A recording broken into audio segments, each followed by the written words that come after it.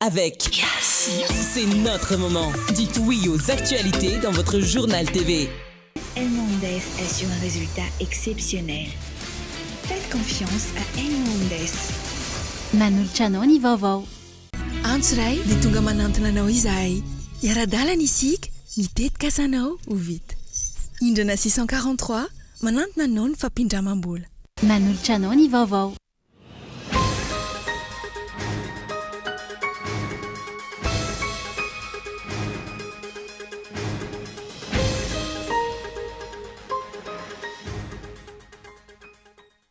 Ndraradraraka indray ny fampanantenana sy ny fampanofisana ny vahoaka malagasy alina ny ainga atao amin'ny lapa-panjakana Iavoloha. Iandra Joel izay 10 taona mahery ny tantanana ny firenena fa tsy mahatsapa ny lanjany izany fiandriana amin'ny firenena izany. Tsy mananjo tsy manam-pahefana napakireny no avin'ireo ilizepary sany fitondrana amin'izao fotoana izao. Iandra Joel izay mizaka ny zoam-pirenena frantsay ka tsy afaka napaka no avin'ireo nosy malagasy.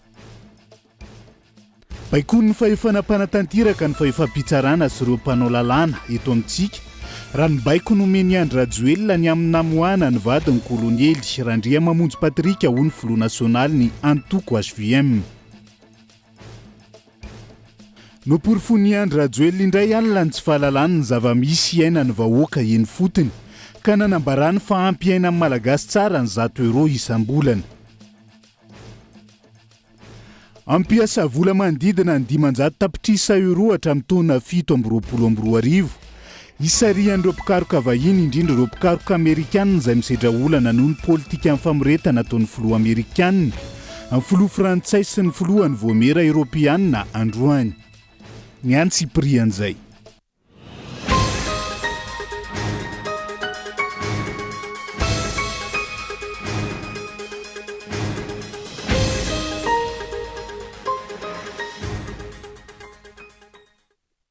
Fotoana ny fampilalamba vaotsika indray eto amin'ny fitalavitra kolo atenina ny araba tomboky lasy sy tomboky vavy manasa anao ihany koa.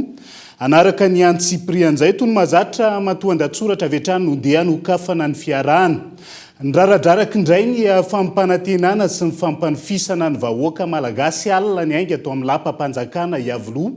10 taona mahery ny tantanana ny fireneny Andra Joel fa tsy mbola mahatsapa ny lanjany izany fiandriana amin'ny fireneny izany ary tsy mbola vonona amin'ny fampiarana ny tany-tandalàna ihany koa.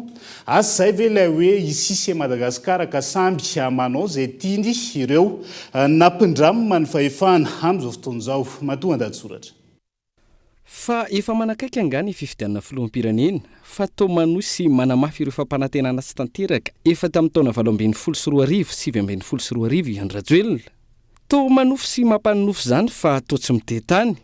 Ireo amin'ny ankapobeny fa niokevitra hita nandritra sy taorian'ilay tafa ny fanaovan'ny Andra Joel tamin'ny vahoaka malagasy alina tamin'ny haino aman-jery nasionaly. Samy nimonmonina sy nimenomenina ary nanongo-tena ny maro. Samy namoaka ny heviny tamin'ny compte manokana kosa ireo tamin'ny tambazotra-tserasera Facebook fa tsy afaka nanaovana commentaire ilay direct tamin'ny Facebook. Asa tsy te hisahirana amin'ny famafana izay commentaire tsy metimety amin'izareo ve hoy ny fanontaniana.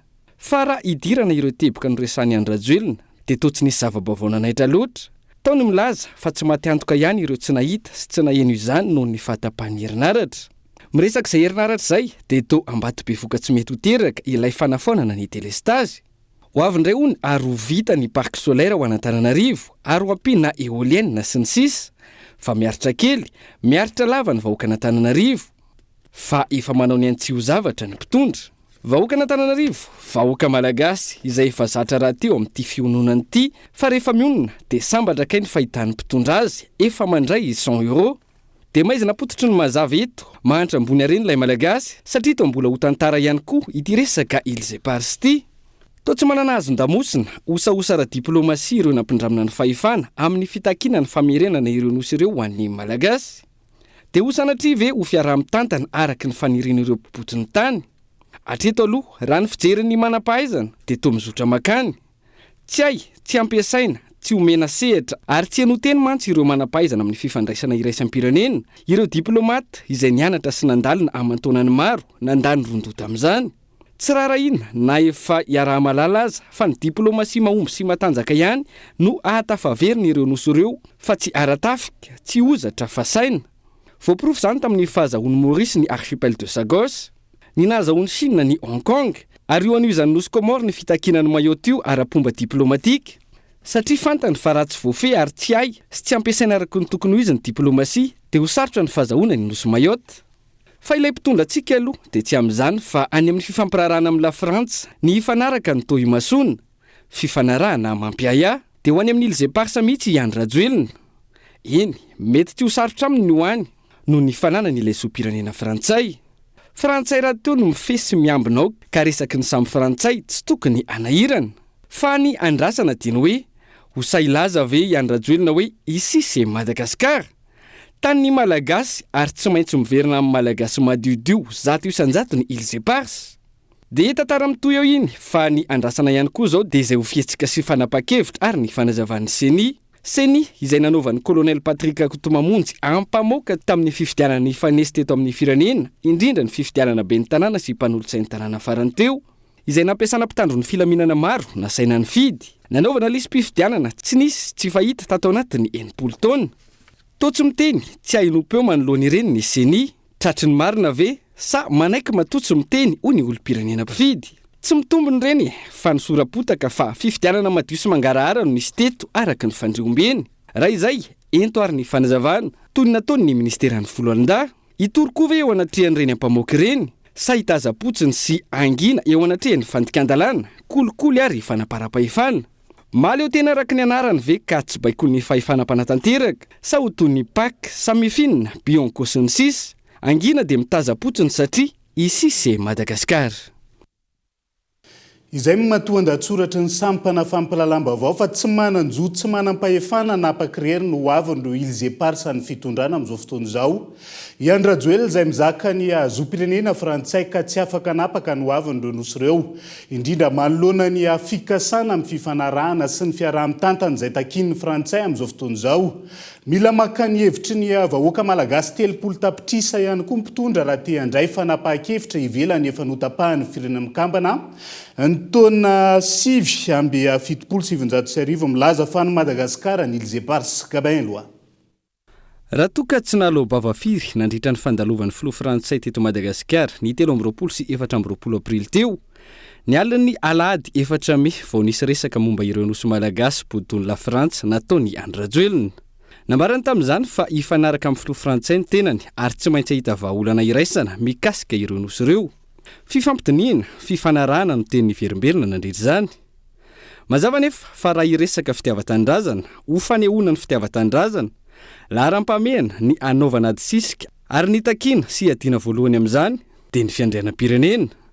Ny fiandrianan'ny Madagasikara amin'ireo Îles Éparses ireo ary manarak'izay vao miditra amin'ny fifampidiniana sy fifanarahana fa tsy tahaka izao ataony Iany Rajoelina izao, ny sarety no mandeha alohan'ny omby. Fahazahoana fiverenan'ireo nosy ireo amin'ny malagasy izay tsy amin'ny alalan'ny fampiasa-kery ara-tafika fa amin'ny alalan'ny diplomasia. Resy lahatra nahay ary nahafehy izany diplomasia izany ny firenena maro tamin'ny fitakinany taniny izay bodon'ny firenen-kafa izay mitovy-tranga amin'izao mahazo an'i Madagasikara izao. Ohatra amin'izany i Maurice na tafaverina ny Sagos, samy nahay nampiasa ny diplomasia ka tratra ny tanjona, niverina tamin'izy ireo ny taniny. Resy lahatra amin'izany diplomasia izany ihany koa i Comore ka io nampiasa ny diplomasiany io ho famerenany la Frantsa ny Mayotte. Nanararoatra ihany koa ny fiaonana teny amin'ny COI izay nisy filoham-pirenena sy mpitarika androm-panjakana maro nanehoana izay fitakiana ara-diplomatika izay. Fa i Madagasikara androany toa tsy ilay diplomasia mahomby amin'ny famerenana ireo nosy malagasy ireo amin'ny malagasy no imasona fa amin'izao fifanarahana sy fifampirarahana izao.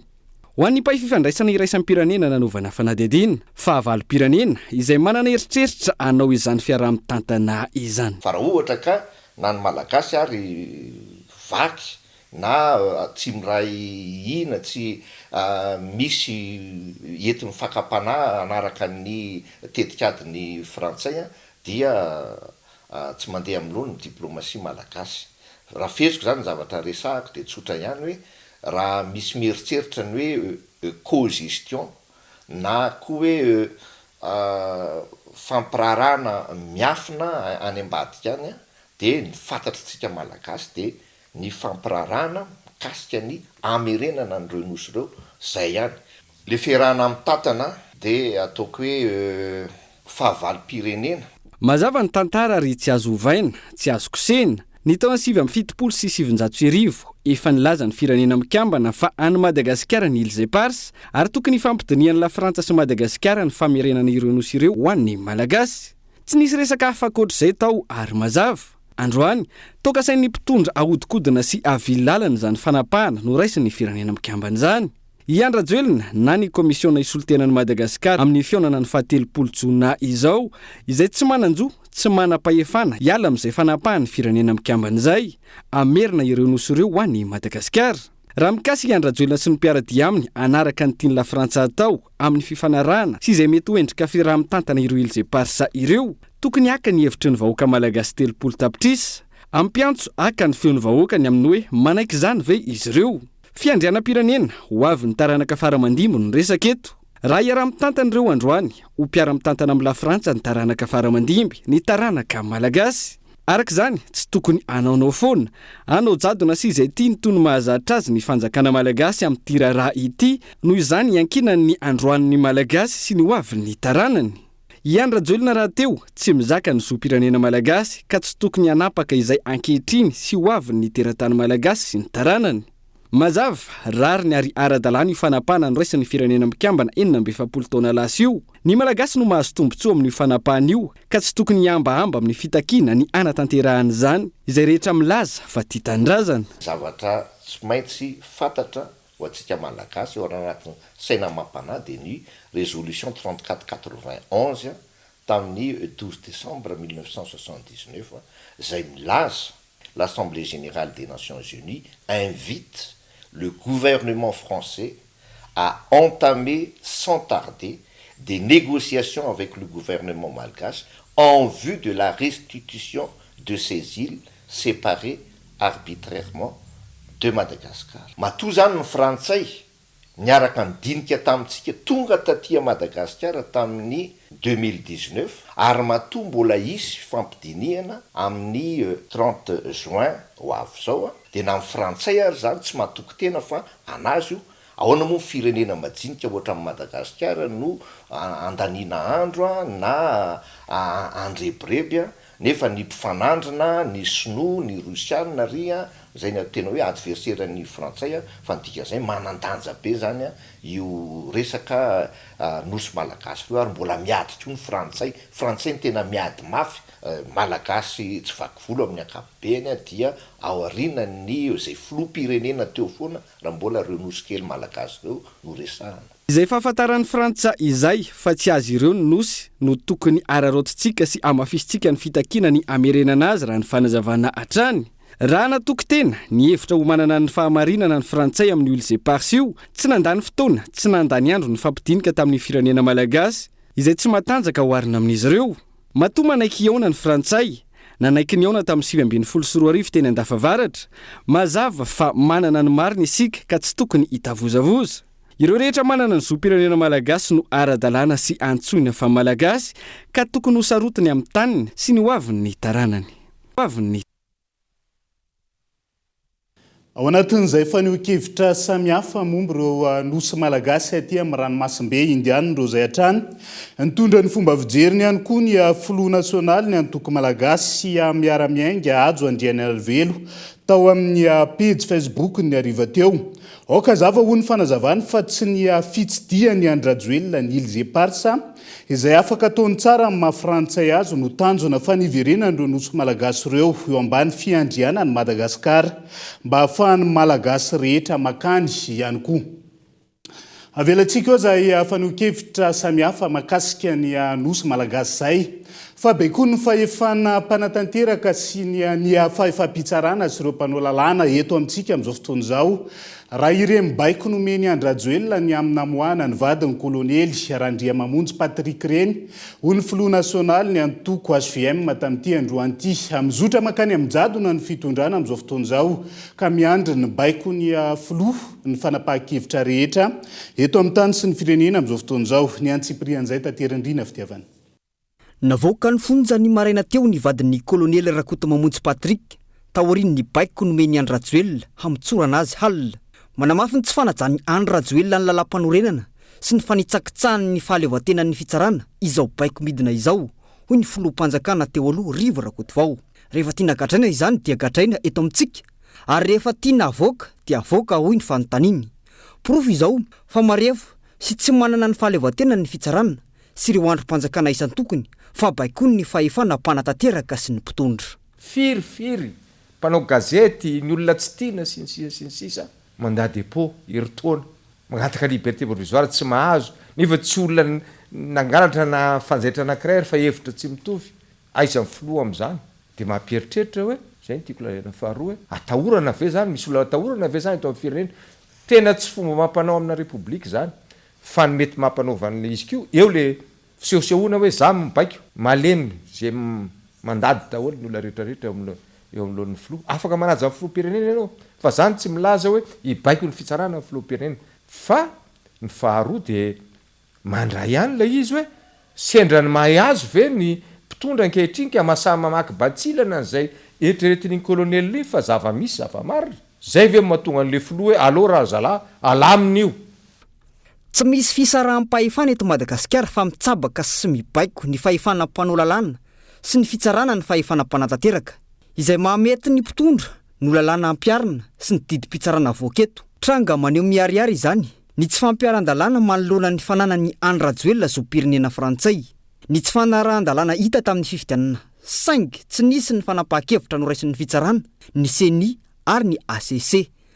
Momba ireny ampamoaka goavana momba ny fifidianana ireny, mitaza-potsiny ilay CENI ary tao mihevitra izany ho toy ny tsy misy.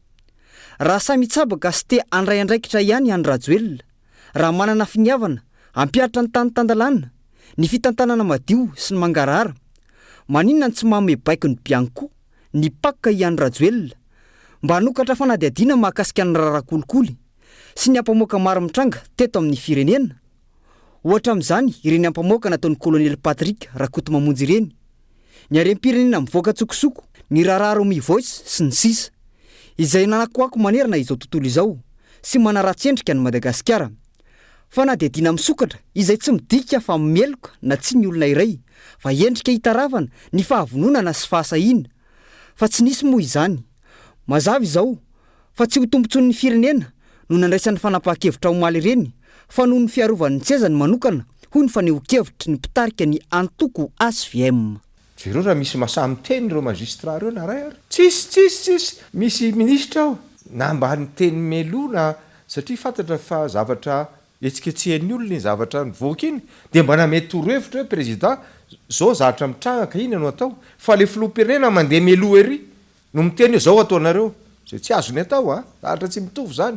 Fa mahafanjakana azy afaka mifampiresaka amina zavatra anankiray izy mizahatra mitrangany ka mety anotohina ny filaminana anatintsika na manotohina nreto sezatsika reto de mba nalamina tany, fa tsy atao tendrim-po ohatreny fotsiny ampisehoana hoe zany lehibe zay lazaiko de tsy maintsy tanterahana. Tsy magaka ny firenentsika ohatr'izao, miandry baiko daholo rehetrarehetra zay matahotra ny sezany de miandry baiko fotsiny. Tsy misy fampandrosoana ny firenena raha mbola izao fomba fitantanany ity fitondrana Rajoelina ity izao no mitohy ho etrany ny fanazavana. Fandraisana andraikitra hanafoanana ny tsy maty manota sy ny fampanjakana ny tany tan-dalàna ny takina amin'ny mpitondra raha tena samy joro ho an'ny fitiavan-tanindrazana hoy ny antoko hery vaovao an'i Madagasikara. Momby reny ampamoaka samy hafa ireny dia mitaky ny hanoka fanafanadihadiana mahaleo tena na ny enquête indépendante ny Transparency International momby reny ampamoaka maro nataon'ny kolonely Rakotomamonjy Patrick reny. Azo adika ho firaisana tsokombakomba ny fahanginana amin'ny oraraha io hoy ity firaisa mompireneny ity ka hialana amin'izay no hanaovana ny fitakina. Fa namelohana mahery vaika reny ka tsy tokony ho ranoraraka raha ny fanambarana. Takina ihany koa ny fiarovan'ireo olona izay manome tanana fa namaneho ampahibe maso izay agoavan'izay ao anatiny zay fanadihadiana mahaleo tena maty anina sy mangarahary zay. Ny Transparency izay mitaky hatrany ny fanasaziana enjana ihany koa an'ireo tompon'andraikitra ambony anatiny fitondrana mihevitena ho tsy maty manota eto amin'ny firenena amin'izao fotoana izao. Fanovizantsika ny fampalalam-baovao anomboka rahampitso ny fivoriana ra-potoana voalohany eo eny anivo ny anteny meram-pirenena sy ny anteny meran-doolona. Ny tombontsom-bahoaka no tokony baiko ny solombavam-bahoaka manoloana ny lahadinika hodiniana sy ny fanapahan-kevitra samihafa izay ho raisina. Makasika ny raharam-pirenena mafana amin'izao fotoana izao ny solombavam-bahoaka na ny heviny tanity andro anty riana fitiavana no mitatra ny antsy prian'izay. Iakadapa manomboka rahampitso ireo solombavam-bahoaka mandritra ny fivoriana ra-potoana voalohany amin'ity taona 2024 ity izay aritra 80 andro. Isan'ny lahadinika lehibe hodiniana ao anatin'izany ny fanitsinina ny teti-bola hampanjakana 2024 na ny LFR 2025. Afana ny adievitra ary andrasan'ny solombavam-bahoaka ny fifanatriana mivantana eo amin'ny governemanta manoloana ny olona mitranga eto amin'ny firenena raha nambarany solombavam-bahoaka Gaskara Venso. Andrasana hodiniana eny amin'ny anteny meram-pirenena ihany koa ireo raharaha mafana eto amin'ny firenena toy ny fitrandrana bazy toliara, ny raharaha ny samy solombavam-bahoaka ao anatiny ary ny ampamoaka nataon'ny kolonely Rakoto Mamonjy Patrika tamin'ny faran'ny herinandro teo. BDB ny zavatra tsy milamina isaky ny ministera sy ao anatin'ny gouvernement androany dia izay no ilaina an'izay afasafasa zay. Ny cahier de charge an'io resaka projet base toliara io dia miandry izay solombavam-bahoaka hoe inona marina ny tena voarakitra io cahier de charge io sa hoe misy zavatra afenina ao fa rehefa hita ny solombavam-bahoaka hoe ohatrinona vola ampidirina io amin'iza sy isaky ninona ary ohatriny ahoana ny fanajana indrindrandrindra ny resaka tontolo iainana izay tena mampikaikaika ny vahoaka ny toerana amin'izao fotoana izao dia anisan'ny tena andrasan'ny solombavam-bahoaka ihany koa ao anatin'ity fivoriana ity. Ankoatran'izay ny antony ilazako hoe afana misy raharaha manokana ny solombavam-bahoaka eo anivon'ny anteny meram-pirenena araka ny hitatsika dia isy zany ny atao hoe fandondomana latabatra par rapport an'izay atao hoe traitement ny solombavam-bahoaka izay. Azo antenaina hijoro andray andraikitra hiaro ny tompontson'ny firenena manoloana ireo olana sy raharaha-pirenena mifamaofao amin'izao fotoana izao ve ny solombavam-bahoaka hoy ny fanontaniana apetraky ny mpanara-baovao. Tsy aivona banga roa ny toeran'ny solombavam-bahoaka ny Tsimbazaza. Eo ny fanoloana ny solombavam-bahoaka ny Soavinandriana izay migadra ny amponja izay voaroroy tamin'ny fanondranana sokatra ny volana Desambra 2024 ka voasazy 10 taona ny tranomaizina sazy miatra. Tahaka izay ihany koa ny solombavam-bahoaka ny Vangaindrano izay mbola voatazona ny amponja amin'izao fotoana izao noho ny rarana ny enjehana azy ka tsy mbola nisy solony ny tenany hatreto. Ny fivoriana anomboka rapitso izay ifantohan'ny mpanara-baovao. Ka andao hitodika ho any amin'ny vahoakantsika amin'ity indray mitoraka ity zay vao mitodika makany amin'ny patron politika atsika dia anjaran'ny solombavam-bahoaka moa zany io fa io resaka etika amin'ny fanaovana politika moa zany anotakina. Ny fomba fiasa anivon'ny anteny meram-pirenena fantatsika ny maro anisa aloha no manapaka amin'izay tsangatanana rehetrarehetra tsy afaka hovainy zany règlement intérieur zany fa ny fitodiana amin'ny solombavam-bahoaka mba hitodika ho any amin'ny vahoaka hijery ny tena marariny vahoaka fa tsy any amin'izay sitrapon'ny patron politika atsika rehefa vita fotsiny zay dia azo ataony mitondra fanovana eo anivon'ny anteny meram-pirenena. Izahay ao anatin'ny nonaliné mety vitsy anisa eo ihany koa ny fanoherana mety mbola vitsy anisa fa mbola misy solombavam-bahoaka tsy miankina hatrany amin'ny 10 isa ao anatin'ny anteny meram-pirenena ao afaka manova tamtara izany. Tsy miady amin'ny fanjakana, tsy manonga mpanjakana, fantanjona dia hoe andao hiverina ho any amin'ny vahoaka izay ny fidy atsika amerina fitokisana amintsika. Raha ny hitatrizay manana ny maro anisa ny solombavam-bahoaka miaradia amin'ny fitondrana ka manjaka tokana izy ireo amin'ny fandaniana ny tolo-dalàna sy ny volavolan-dalàna amin'izay mahamety ny mpitondra. Manampy ihany koa ireo lany amin'ny tsy miankina ny ovaloko rehefa nahazo seza. Miaro sy misolo vava ny mpitondra ny ankamarony fa tsy misolo vava amin'ny vahoaka araka ny anarany. Andrasana ny fiovana amin'ny ity indray mitoraka ity. Izay ihany koa no entsika misento ao anaty doka fohy aza misaraka aminay ary.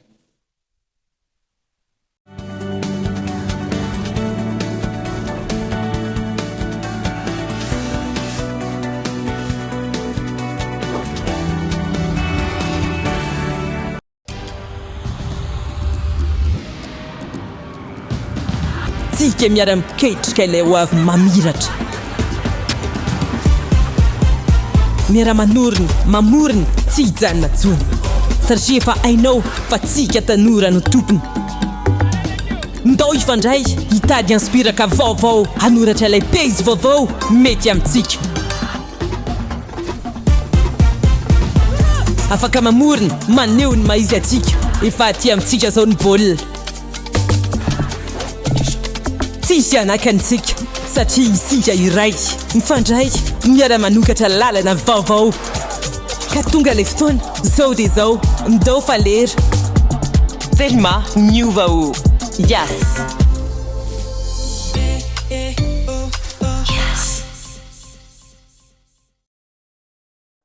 sarobidy ny fotoana ka na ny segondra ray azy manandanja aza velo resiny rotoroto ireo fotoana mamy manokana fotoana ho anao sy ireo olona akaiky ny fonao ho an'nofinofinao sy ny tetikasanao miaraka amin'ny indrana 643 ao amin'ny PAMF miamora kokoa ny fiainana aza miasa saina fa ho karakaranay ianao antso ray dia tonga manantona anao izahay iara-dalana isika mitetika sanao ho vita indrana 643 manantona anao ny fampindramam-bola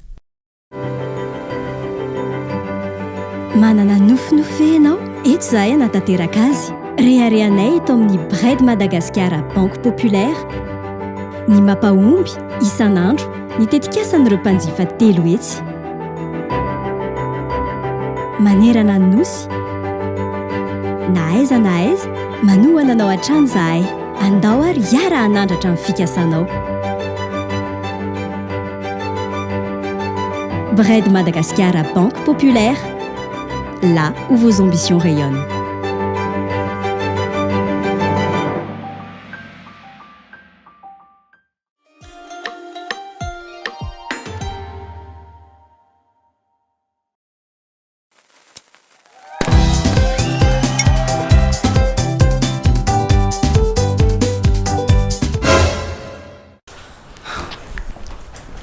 Décrasse, manala crasse. Décrasse, manala crasse. Yala tsy manakery ny crasse. Mampiasa décrasse. Tsy misy loto tsy afaka ny décrasse. Décrasse. Zay décrasse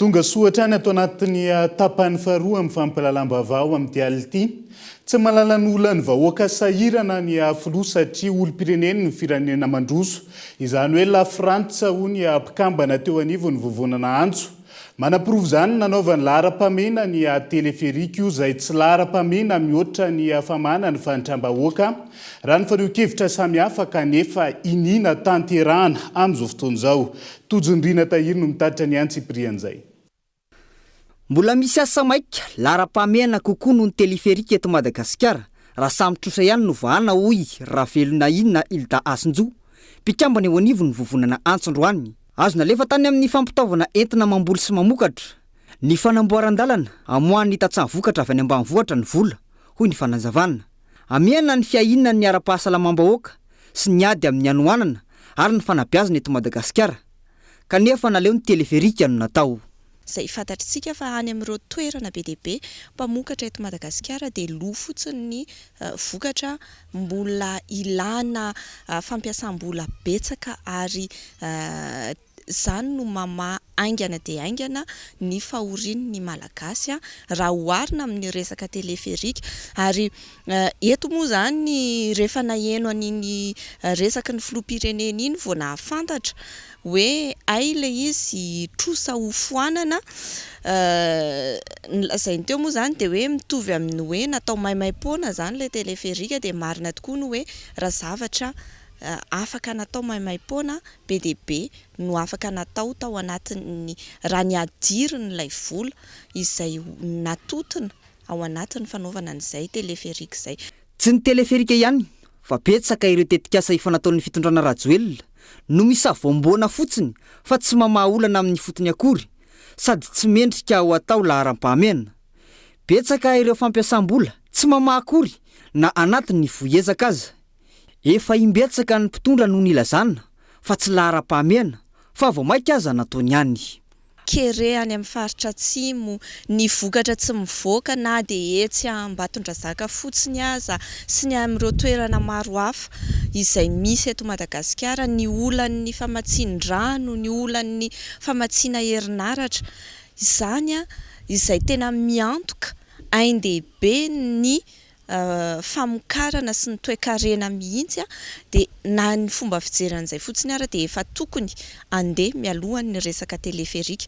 Ny ao aorianan'izay ny resaka fitsaboana firifirin'ny malagasy moa no mahavita tena mitsabo tena firy amin'ny malagasy no manana ambom-bava akory ahafahany hoe mitsabo tena raha toka misy fanafody mihoatra ny paracetamol hovidiana. Halina dia mbola nanindraindra ny teleferika ihany Iany Rajoelina. 7,20 tapitrisa euro ny trosan'ny Madagasikara amin'ny Lafrantsa. Raha mipetraka amin'ny fifampirarahana famafana ny trosa dia toy ny maimaim-poana ny fanamboarana ny teleferika hoy Iany Rajoelina. Fa raha samy hofafana ihany ny trosa hoy ny mpanara-baovao. Amin'ny Iany Rajoelina izany ambony kokoa ary azona tombony ho an'ny firenena ny teleferika noho ny sehatry ny fampianarana, ny fahasalamana, ny fambolena sy ny fiompiana. Raha tsy ahoka fa tsy reo. Androany tsy mbola voafehin'ny mpitondra ihany ny atao hoe laharam-pahamehana ka tsy mahagaga raha Madagasikara tsy mety mandroso. Mporofony Iany Rajoelina araka izany izay tsy fahafantarany zava-misy iainany vahoaka eny foton'izay. Ny tenan'izay nanamafy fa ampy iaina amin'ny malagasy tsara ny €100 isam-bolana. Tsy masihaka ny fandaniana rehetra ho an-tokantrano, izany raha ny eto andrenivohitra raha ny fanadihadiana. Maro ihany koa ankilan'izay ireo tsy mahazo ivoly io ao anatin'ny iray volana fanadihadiana entin'ny santatra ny aina. Raha fampiakarana karama no nandrazany ankamaroany malagasy tamin'ny lahatenin'ny Iany Rajoelina omaly. Fanamafisana ny voalazany tao amin'ny TV5 Monde 2 herinandro lasa no nataony. Amin'ny filazana fa ampiafahan'ny malagasy miaina tsara ny €100 isam-bolana. Teny izay efa nanaitra ireo mpanara-baovao mampiseho fa tsy fantatry ny filoha ny tena zava-misy iainany vahoaka malagasy. Tsy ampy ho an'ny tokantrano antonontonony eto andrenivohitra mananjanaka roa ny €100 na 5 hetsy ariary raha ny fanadihadiana. Mitetiny eo anelanelan'ny iray hetsy sy 5 alina sy iray hetsy ariary ny hofa-trano raha trano tsotsotra rehefa misy isitriana araka ny fomba fiteny. Manodidina ny iray hetsy ariary isam-bolana eo ny fandaniana amin'ny vary ho an'ny fianakaviana misy olona 4 ary mitetina iray hetsy ariary ihany koa ho an'ny laoka raha mitsidy sy miafy. Raha atao kady tsotsotra mandany hatramin'ny iray hetsy ariary eo ihany koa ny arina fandrehatra, ny rano sy ny herinaratra. Ankilany ny saram-pianarana sy ny kojakoja ilaina ny an-tsekoly eo amin'ny 5 alina ka hatramin'ny iray hetsy ariary eo isam-bolana. Ambonin'ireo fandaniana amin'ny saran-dalana izay mety hahatratra eo anelanelan'ny 2 hetsy sy 4 hetsy ariary isam-bolana raha toka bus iray isan'andro ary olona iray ihany ary ankoatra ny famonjena asa. Misy ihany koa ireo raha samihafa izay ilana fandehanana bus izay mampiakatra ny fandaniana. Ankoatr'izay ny fiahina ara-pahasalamana, ny fitafiana, ny savony, ny fahany finday sy ny sisa izay manodidina ny 5 alina ariary raha tena miafy. Tsy misy marary ao an-tokantrano. Io kady io izay ambany raha tokantrano miaina amin'ny politika ny fiafiana sy ny fitsetsiana nefa efa mihoatra ny 2 alina sy 5 hetsy ariary ny fitambaran'izay. Ireo fandaniana ireo izay mbola miovaova araky ny isan'ny olona ao amin'ny fianakaviana. Sarotra ny iaina amin'ny 5 hetsy ariary raha amin'izao alafo ny fiainana izao hoy ireo renim-pianakaviana. Dia tsisy ambiny izany na tsy calcul fotsiny raha fa tonga dia tsisy ambiny le 5 hetsy. Raha ohatra ny azy raha ohatra hoe resako amin'izay zazakely izay fotsiny misy fotoana 500,000 laniko herinandro an'ilay zazakely. Izany hoe raha atao hoe 500,000 par semaine izany ho an'ny zazakely fotsiny dia 400,000 ariary eo izany mety ho an'ilay zazakely fotsiny dia donc izany tsy mahasambatra ny. Raha karaka an'ilay vidim-piainana izany dia lasa tsy maintsy hoe ahenanao ilay zavatra. Hoe raha ohatra ianao izao zatra hoe mividy kusy ohatra hoe 2 paquets na 3 paquets dia raha ohatra ka miakatra ilay vidin'ilay kusy tsy mahavidy 2 paquets ianao fa mety hoe iray paquet indray manahirana. Indraindray raha mety hoe ho atsinjarany tampotampoka ohatra rehefa tena hoe tsisy ilay izy na hoe miakatra amin'ny vidiny. Dia ohatr'izay koa ohatra hoe ronono. Ronono izao tena tatoato tena nisy fotoana tsy haiko firy volana teo izay tena niakatra be mihitsy ilay ronono. Izay zany sisa ny azo atao hoe izay ananana eo zany sisa no atao izay ampy azy. Atao izay ananana, atao izay ampy an'ilay izy. Miaritra fotsiny izany fa tsy sambatra mihitsy. Tena miafy. tena tsitsiana zany raha ohatra ka izany tsy ampy na efa fiafiana azy fa mbola manao ny sarotra ho an'ny akabeazan'ny malagasy ihany koa ny azahoana io 100 euro na 10,000 ariary anatin'ny iray volana io manodidina ny 10,3 ariary ny karama farany ambany eto amintsika ary maro no mbola mikarama ambanin'io fetra io ho an'ireo mpiasa tena zara fa mahazo manodidina ny 10,000 ariary na ray alina ariary ao anatin'ny iray andro ary mety azo mihitsy miankina amin'ny fandehanany tsena sy ny asa ka voatery miditra raha mahita izany hoe ho an'ireo mpiasa tena eo amin'ny 10,1 ariary hatramin'ny 3 ariary isam-bolana raha isy araka ny fanazavana ary raha mety foana ny asa isan'andro tsy miato tsy manao marary sy ny sisa mahazo fa any anay izay hita androany dia lany androany hanin'androany zany tetavina androany hanarapitsy tetavina arapitsy indray mahita ray alina 7 dia izay no hoanina androany possible satria le asa sasalamba miady amin'ny aina ianao koa nefa ny raha vao tsy manao dia tsy mihinana raha sanatria ianao zao maravitapaka dia mijanona dia fa tapaka koa le karama tsisy satria ny olona tsy hanome vovolanao fotsiny eo nenay zao ny miatoka fiainana andavanandro tokony hoe ray alina na 10,000 ray alina nefa tsy malafa zany fa indraindray mba mahazo 10,000 indray andro indraindray tsy mahazo mihitsiny tena miafy tsy mihinana loatra eto izany hoe rehefa mihinana kely ny ankizy dia izay mihinam-bary ihany ny rehatra jiro dia parainy an'ny andro maizina tsy mahatratra 10 hetsy ny indray volana latsaka mety eo amin'ny 2 hetsy eo raha betsaka raha tena mahita vola raha mahita ao tena miafy tena hoe zany tena hoe miafy kisa aloha izay araka izany tsy mifanaraka amin'ny fomba fijeriny Andry Rajoelina ny tena zava-misy iainany vahoaka malagasy amin'ny andavanandro vola miditra mahery ny 100 euro no ilaina raha te hiaina araka ny tokony ho izy vola lavitra ny ezaka raha te hanana tahiry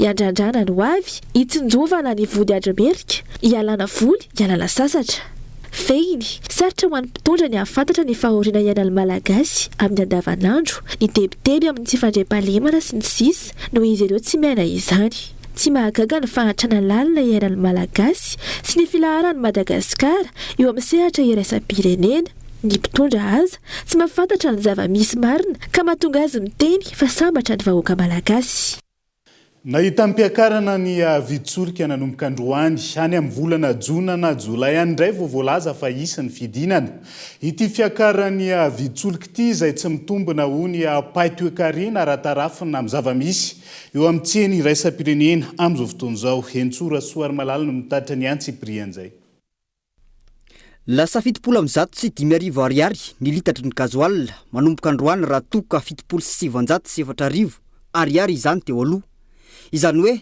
770 ariary ny fiakarana niakatra ihany koa ka lasa 303 ariary ny litatry ny petrol raha toka 303 ariary zany teo aloha ho an'ny lasantsy niakatra 500 sy 5,000 ariary raha toka 700 sy 5,000 ariary zany teo aloha izany hoe nahitana fiakarany 7,700 raha ny eo amin'ny tsena iraisam-pirenena nefa no asina resaka dia tsy nitsahatra ny enina ny viditsolika nanomboka ny volana janoary ka hatramin'ny volana aprily lasa teo izany hoe tsy nitsahanidina isam-bolana tamin'ity taona ity hoy ny mpahay toe-karena Zafimahova Serge tsy mitombona ny fiakaran'ny viditsolika eto Madagasikara amin'izao fotoana izao raha ny eo amin'ny tsena iraisam-pirenena ny jerena araka ny nambarany ka tsy mangarahara ny toe-java-misy hoy izy nanamafy ny solika aloha zany amin'ny tsena iraisam-pirenena raha raisitsika zany nanomboka tamin'ny volana janoary ka hatramin'ny volana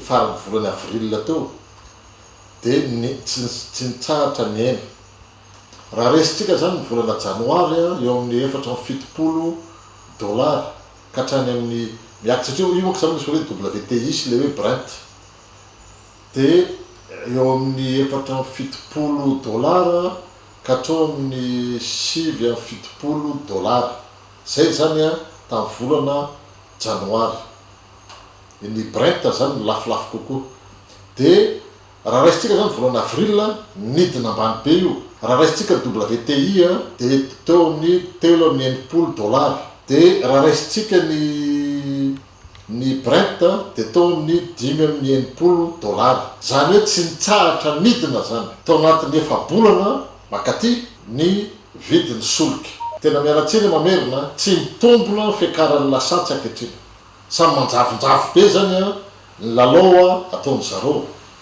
Aina isy fiatraikany amin'ny fahefa mividy indray izao fiakaran'ny viditsolika izao raha ny fanazavana. Ny amaritana ny fiakaran'ny viditsolika dia avy amin'ny fiakaran'ny vidinentana, tsy mifandanja ny tolotra sy ny tinady ary maivana ny sandam-bola. Dia mivarotra par mesure de précaution nampiakarana koa zany ny vidinentana fa tsisy mpivarotra zany a mampidina vidinentana. Zay ne le fipetraky le izy tsy miexiste sa mpivarotra mampidina vidinentana zany. Dia le izy zany le incertitude le système flottant nefa mitondra an'le mpivarotra zany irovany tsenany. Dia rehefa midina le lasantsy le amin'ny akapobeany ny azy tsy ahetsiny fa mijanona eo ary zao izy zao miakatra dia ampiakatra kely koa mpivarotra satria ho justifieny hoe hitanareo nefa niakatra le izy. Tsy mitsahatra mitombo ny vidinentana na dia efa tsy maraka izany aza ny eo am-pilatanany le vahoaka malagasy. Tsy mihoatra ny 200 ariary ny fampiakarana na fampidinana ny viditsolika rehefa misy ny fanamboarana ny vidiny.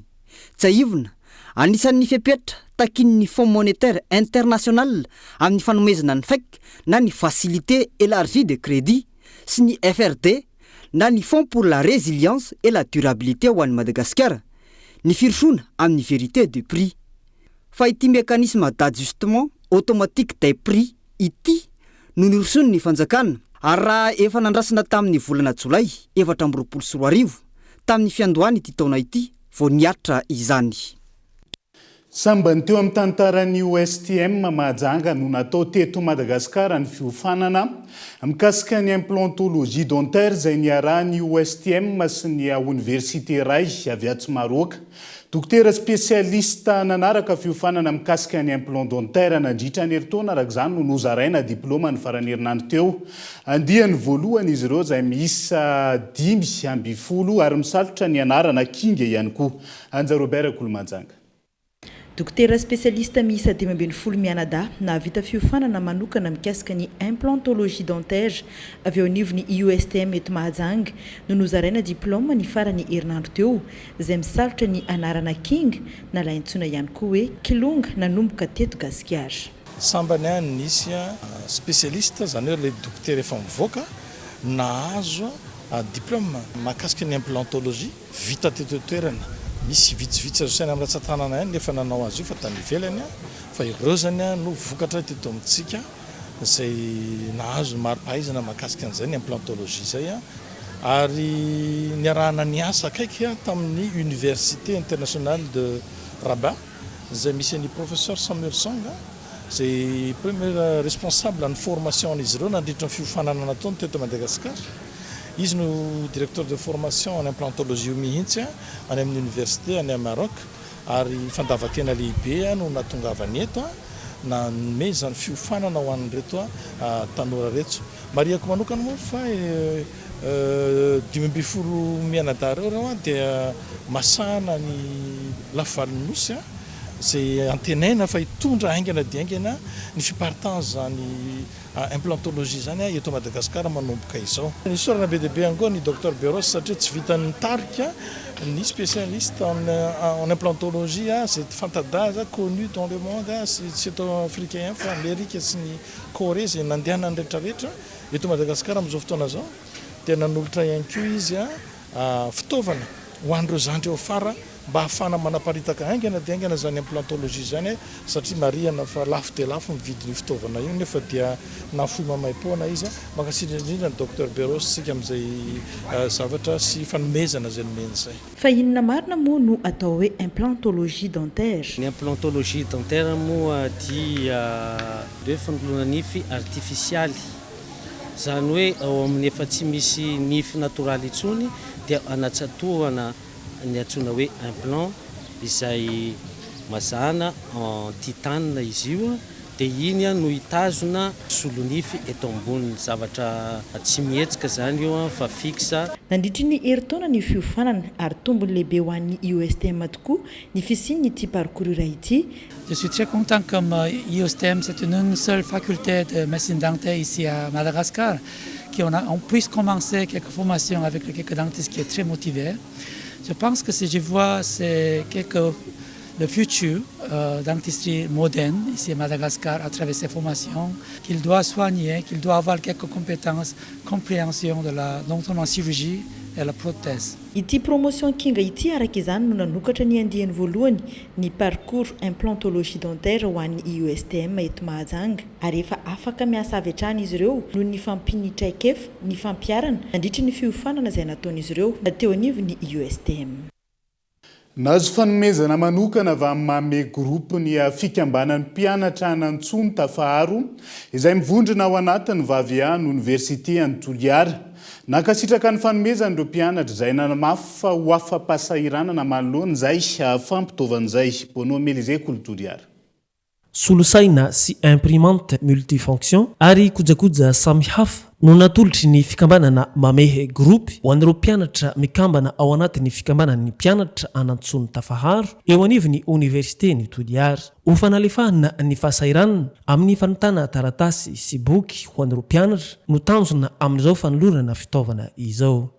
Dia nisy fotoa zany reto mpianatra reto miresadresaka taminay dia anisany faniriandreo tamin'izay zany mba hahazo fitaovana zany hanampianandreo amin'ilay manahirana azy. Dia anisany resaky ny fanaovanay tamin'izay dia hoe aleo omeantsika fitaovareo ahafahandreo zany miasa.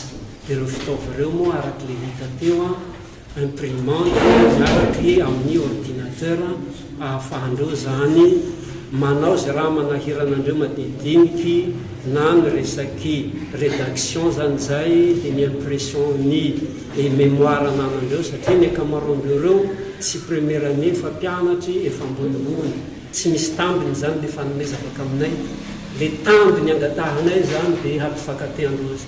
Laneo fisaorana manokana ho an'ny fikambanana Mame Group ireo mpikambana ao anatin'ny fikambanana mpianatra an'Antsony Tafaharo nilaza fa valiny hitahitan'izy ireo izao fanohanana izao.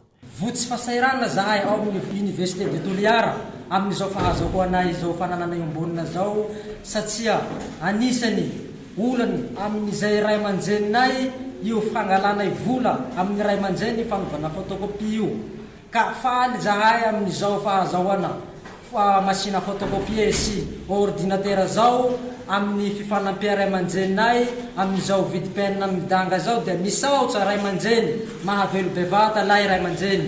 No amafisin'izy ireo hatrany fa hotandrovana sy hotehirizina amin'ny tokony ho izy ireo fitaovana avy amin'ny Mame Group ireo mba haharitra sy hahasoa mpianatra maro.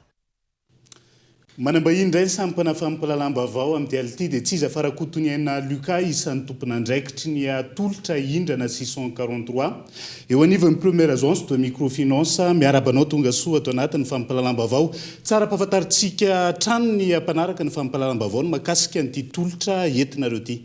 Ie, ny voalohany teny moa zany dia faly miarabantsika rehetra eto amin'ny plateau, faly miarabany mpijery sy ny mpiaino rehetra amin'izao ora sy fotoana izao araka ny teneny teo moa Lucas Rakotoniana vao amin'ny endrana 643 no miara-dalana amintsika indray amin'ity hariva ity. Tsara mihitsy ampahafantarana ny olona zany makasika an'ilay endrana 643 satria rehefa miresaka hoe resabolitsika dia ny fototra izay hoe resaboly izay zany dia eo amin'ny fifampitokisana.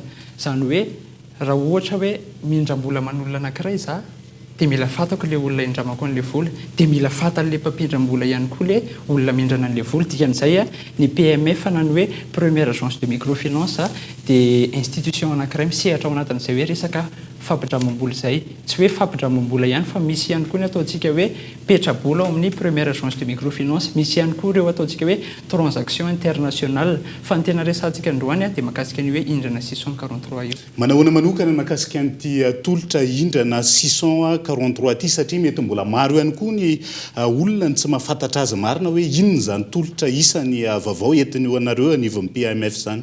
Izay indrindra ny tolotra indrana 643 dia tolotra anankiray vaovao firon'ny PMF zany hoe sehatra manokana izy ao anatin'izay hoe resaka findramam-bola izay araka le efa nazavako tsotsotra teo zany hoe raha misy olona anankiray zany te hindram-bola amin'izay tolotra indrana 643 zay a tsotra ny zavatra takina aminy mampiditra fahana izy aloha voalohany indrindra zay zany ny zavatra atao amin'ny voalohany mety avokoa no opérateur rehetrarehetra fa mampiditra fahana izy mariana kely fa ny fahana ampidirana dia fahana tsotra zany hoe tsy atao offre zany le fahana ampidiranao fa mampiditra an'le 14 chiffre iny ianao ohatra dia tonga dia miantso avy hatrany aorianan'izay misy tompona andraikitra mandray anao voalohany indrindra araka le resahako teo am-piandohana teo hoe fifampitokisana moa le resahana ao anatin'izay hoe resaka findramam-bola izay a dia misy a ny tompona andraikitra mandray anao manontany mombamomba mahakasika anao iza tokoa moa le olona miantso a avaiza izy a inona ny antonasany a zany mety fantaniana mipetraka ao anatin'izay rehefa hitan'le tompona andraikitra amin'izay izy fa afaka misitraka an'izay tolotra indrana 643 PMF zay a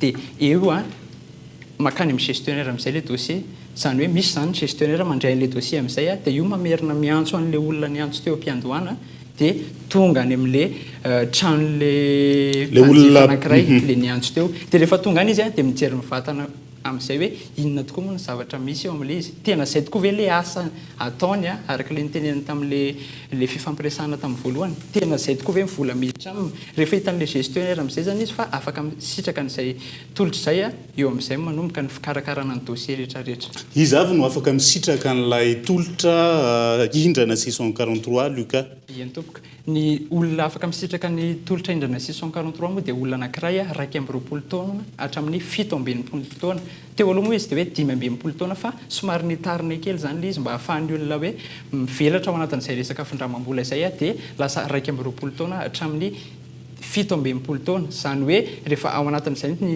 salataonanao dia afaka misitraka ny tolotra ianao ao aorianan'izay a olona anankiray manana fidiram-bola mazava satria ianao tsy afaka hoe indram-bola dia nefa tsy manana fidiram-bola ianao dia tsy afaka mamerina an'le izy zany fahatelo manarak'izay a mila manana antoka ianao zay zany mampiavaka ny banque sy ny microfinance indray zany hoe ny eo amin'ny indrana 643 a ekena hoe mety hoe afaka mamerim-bola isam-bolana ianao karaha matsara ianao fa mila manana izay antoka izay ianao a mba hahafahantsika hoe miara-miasa ao anatin'izay findramam-bola afrina ao anatin'ilay ataontsika hoe fidinana ifotony any amin'ilay mpanjifa no mety mivala ny fangatahana eny tompoka iny zany anisan'ny tena hoe mampiavaka ny indrana 643 satria vitivity any dia mivoaka le vola 3 andro hatramin'ny 7 andro eo zany a dia mivoaka le vola na ohatrinona vola angatahanao a dia 3 andro hatramin'izay 7 andro izay ihany zany hoe tsy mifidy sarangan'olona zay zany tsy mifidy hoe ohatr'izao ny asan'le olona fa rehefa mindram-bola izy a hatramin'ny 1,500,000 ariary a sy izay hoe mihoatra tia ny angatahana dia 3 andro hatramin'ny 7 andro ihany fanentanana na teny farany ary Lucas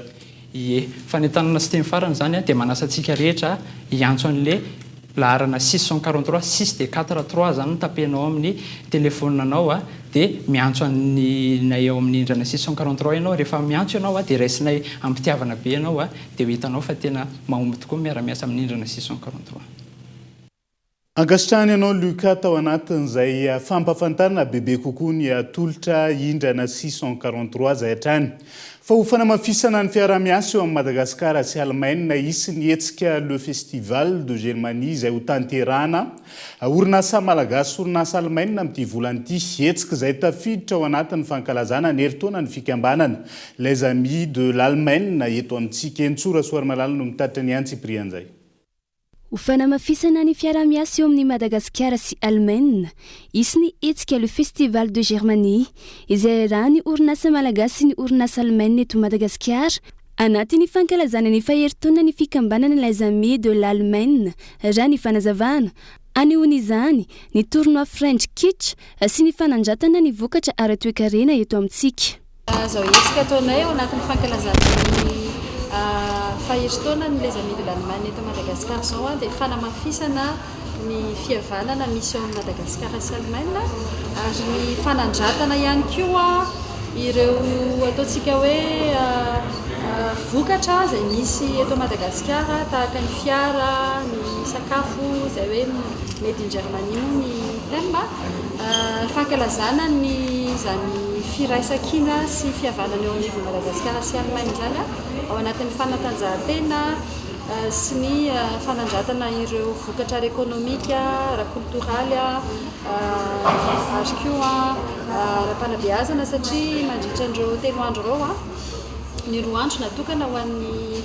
fifaninanana ara-pananan-tsanjahantena ao anatin'le hoe tournoi Freundkitra, ny amin'ny fafito ambin'ny folo ny volana kosa ao anatin'ny festival Made in Germany izay misy fampiratsiana, misy karazana lalao isan-karazany, misy koa fivarotana ireo partenaire-anay tahaka ny Likivoli, Sodiama, CFAO, Morbelli, Landis Madagascar, misy fiara ohatran'ny Allemagne moa zany fantastika fa malaza amin'izany ataontsika hoe fiara vidaran'ny boty zany fa tsara mafy dia izay no antony anaovana ny tsy fankalazanty ao anatin'ireo hetsika anankiroa ngezabe ireo dia ny tournoi Freundkitra sy ny festival Made in Germany. Maro ireo hetsika niarahany Madagasikara sy Allemagne efa nazahoana tombo izany fanazavana, ohatra amin'izany ny teo amin'ny lafiny ara-toekarena sy ara-barotra.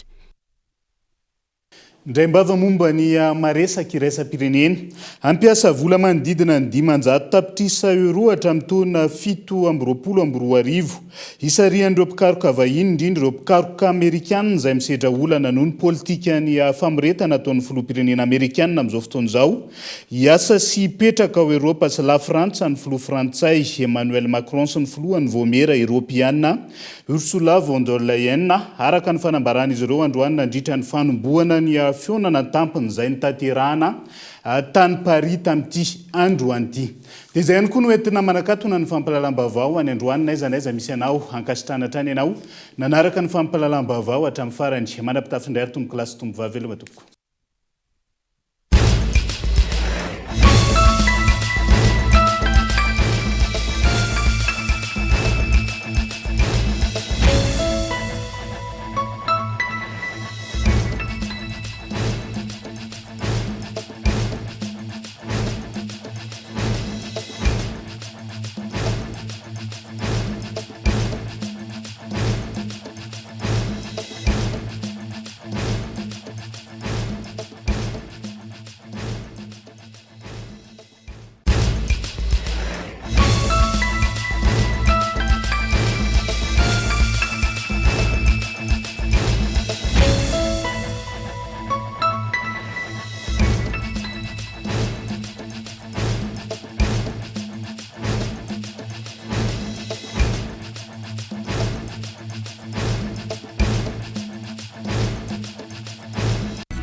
Ray dia tonga manantona anao izahay iara-dalana isika mitetika asanao ho vita indrana 643 manantona anao ny fampindramam-bola. Vous a présenté ny vavao X ihany ny extra propre ndana tonga dia mividy zao dia zao fa io mety be aminao. Elmondes assure un résultat exceptionnel. Faites confiance à Elmondes. Vous a présenté ny vavao. Avec Yes, c'est notre moment. Dites oui aux actualités dans votre journal TV.